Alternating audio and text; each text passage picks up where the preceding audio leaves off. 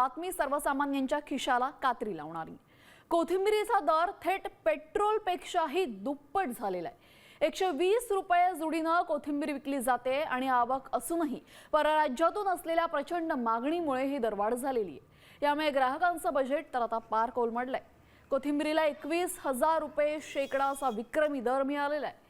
कोथिंबीरीसह इतरही पालेभाज्यांचे दर सध्या चढेच आहेत।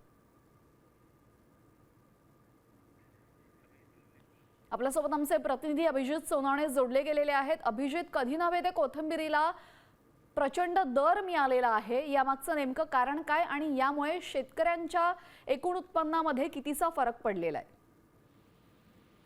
तेजल, खरं तर मागच्या आठवड्यामध्ये नाशिकमध्ये मुसळधार पाऊस झालेला होता। कोथिंबीर ही नाशवंत पीक आहे, त्यामुळे बाजारामध्ये कोथिंबीरीची आवक मोठ्या प्रमाणात वाढलेली होती। मात्र परराज्यामध्ये कोथिंबीरीची मागणी मोठ्या प्रमाणात वाढलेली आहे, त्यामुळे आता कोथिंबीरीचे भाव तेजीत आलेले आपल्याला बघायला मिळतात। प्रति जोडी साधारणपणे 210 रुपयांचा विक्रमी भाव कोथिंबीरीला मिळालेला आहे। इतर पालेभाज्यांना देखील दर चढत असल्यामुळे शेतकऱ्यांमध्ये खरं तर समाधानाचं वातावरण आहे। कारण मागच्या आठवड्यात जो मुसळधार पाऊस सुरू होता त्यामुळे भाजीपाला पिकांचं मोठ्या प्रमाणात नुकसान होईल आणि दर पडतील अशी भीती शेतकऱ्यांना होती। मात्र परराज्यातील मागणीमुळे भाजीपालांचे दर जे आहेत ते टिकून आहेत, किंबहुना काहीसे वाढलेले बघायला मिळतात। त्यामुळे शेतकऱ्यांच्या हातात 4 पैसे पडणार असल्यामुळे शेतकऱ्यांमध्ये समाधानाचं वातावरण सध्या शेतकऱ्यांमध्ये यामुळे समाधानाचं वातावरण आहे। धन्यवाद अभिजित, आपण दिलेल्या सविस्तर माहितीसाठी।